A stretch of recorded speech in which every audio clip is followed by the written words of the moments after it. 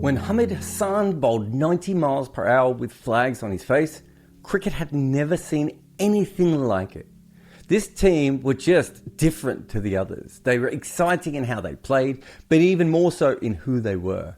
Cricket has the most incredible history, and yet nothing ever like the Afghanistan team had occurred to our sport before. And of course it keeps going. At the 2023 World Cup in India, Afghanistan were incredible. They lit up otherwise what could have been a drab round robin stage, finishing with 4 wins, even if they sometimes did it in the most professional and solid way possible.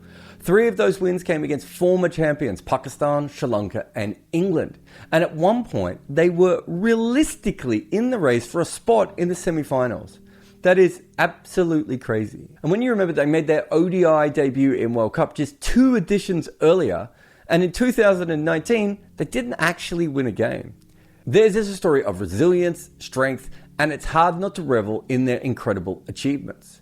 But a cloud hangs over their success, because every win for the men's team, every milestone, every great moment or barrier breach is a stark reminder of what the women in Afghanistan are barred from even dreaming of. So if you need a VPN, go Nord. Use nordvpn.com/Kimber to get a huge discount off your Nord VPN plan plus 4 additional months for free. It's completely risk-free with Nord's 30-day money-back guarantee. The link is in the show notes. Protect your computer like a cricketer protects its nether region with NordVPN today.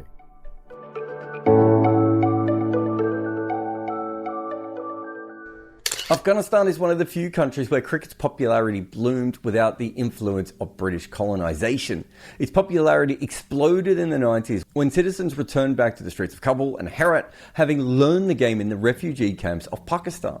The Afghanistan Cricket Board was formed in the mid-90s, and by 2001, they were associate members of the ICC. The men's game thrived and grew in popularity, and the women were, well, pretty much forgotten, relegated to playing in secret. Despite many attempts to kickstart the women's game formally in the country, it took 9 years after the fall of the Taliban in 2001 for the national women's team to be formed. And in those early years, the team was actively prevented from playing in several international tournaments. They were tucked away in the shadows of a men's team that was capturing the imagination of everyone, even outside of cricket. The ACB were reportedly facing death threats by the Taliban for even entertaining the thought of allowing women to play. However, the ACB also didn't really seem to care all that much about the development of the women's game, at least until they had to. As the profile of the men's team grew, people around the world started to hear their story and push for them to be a full member. The problem is, now they had to care about their women's team a lot more, because pathway structures for women's cricket is actually part of the criteria for gaining full membership of the ICC. And given that we've only allowed 12 nations to ever actually be full members, you'd think those criteria would be strictly adhered to. But the Afghan story's momentum had gathered so much movement by that point that the ICC granted the ACB full member status in 2017. This was incredible for cricket in that country, meaning that the men's team now had greater funding and the opportunity to play Test cricket, but with the provision that the women's team would also be developed, albeit with no timeframes for when that would happen. Despite the ACB using women in various promotional materials, real progress was incredibly slow. In fact, you could barely tell if anything was happening at all. It looked like the women were being forgotten again. But in the year 2020, there was some tangible progress when a group of 25 women were granted 1-year central contracts. After all those years, they could finally dream of representing their nation in international cricket. But dream was all it was, because it did not become a reality. The complete withdrawal of the US-led coalition forces from that region saw the return of the Taliban less than a year later. And when they seized control of the nation's capital in August of 2021, desperation took over for a lot of people.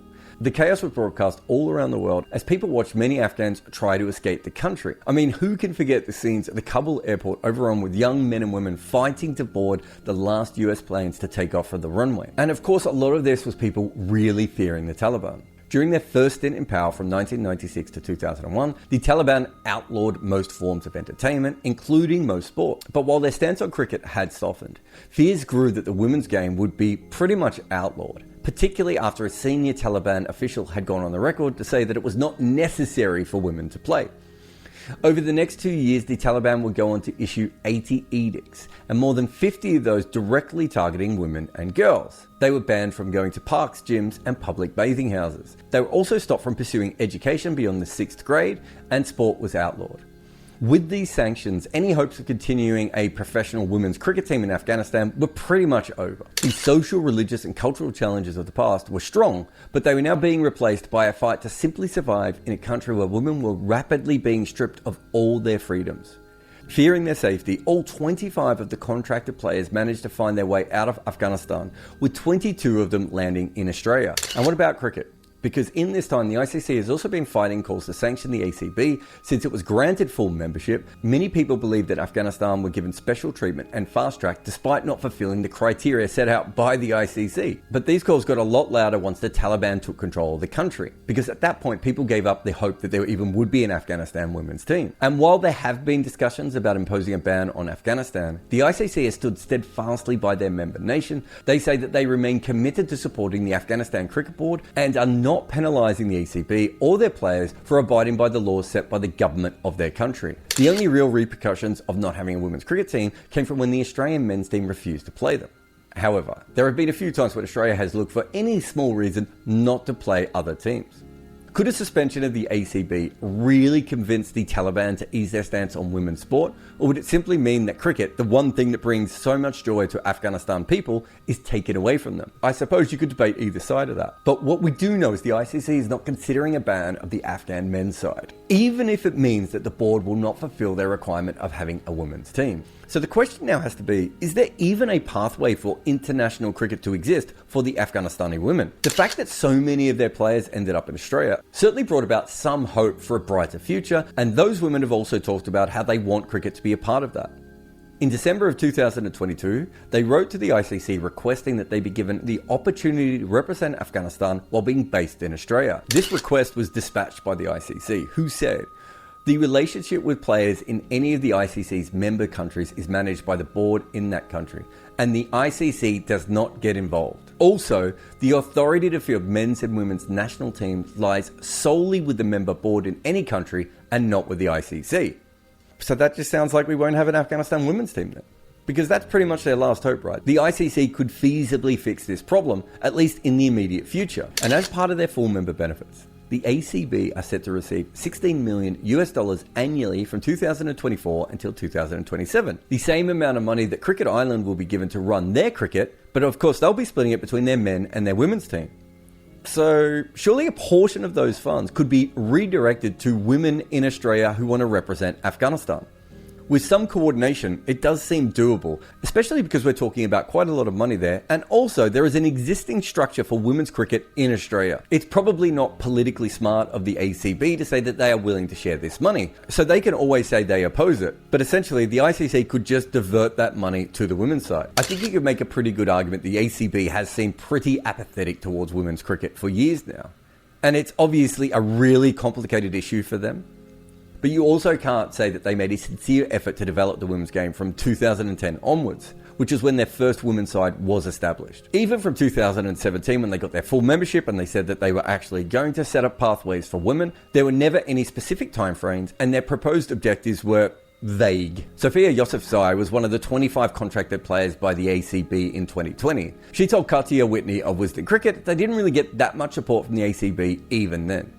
For instance, they were allowed to train just once a week because the ACB's priority was the men's team. Expecting the ACB to go out of the way of their free will now to work with the authorities in Australia and the women might be expecting too much. And obviously with everything that is happening in that country, they may actually struggle to openly help anyway. So that is why the ICC could and probably should step in. For instance, the Afghan National Olympic Committee fielded 17 female athletes at the 2022 Asian Games, including a volleyball team drawn from the diaspora of Afghan athletes around the world. And it is believed that that happened because the International Olympic Committee had warned the Afghanistan government that allowing women and young girls safe access to sports was a condition of the country's representation at the 2024 Paris Games. And I think when it comes to cricket, there is certainly an argument that stopping the men from playing, or even taking away all their funding, will not really help anything.